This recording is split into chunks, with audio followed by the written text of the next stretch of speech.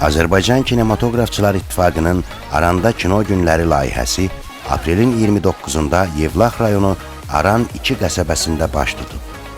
Tədbirin moderatoru kinotənqidçi Aygün Aslanlı layihə barəsində məlumat verib. Sonra çıxış edən Aran 2 qəsəbə mədəniyyət evinin direktoru Əhlinaz Mürsəlova film nümayişləri barəsində danışıb. Aran 2 qəsəbə mədəniyyət evində rejissorlar Aynur Kazımovanın Unudulmuş Arzular, Pərviz Həsənovun Uşaqlıq fotosu Sənədli, Vahid Talıbovun Arzular və Lağım animasiya filmləri nümayiş olunub. Ananın təhsil haqqında fikirləri idi. Ana tibb haqqında mükəmməl fikirlər göstərdi ki, oxumaq lazımdır.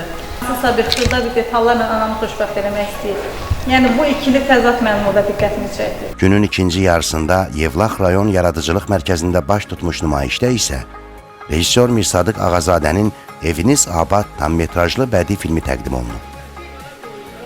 Kinotənqidçi Aygün Aslanlı kino günləri barəsində danışıb.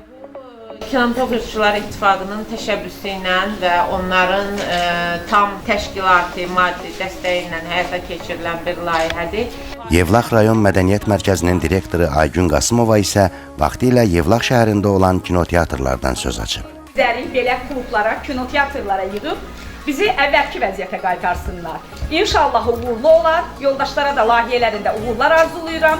Bir daha gələn ayaqlarınız var olsun. Hər iki nümayişdən sonra tamaşaçılar ekran əsəri barəsində müxtəlif fikirlər səsləndiriblər.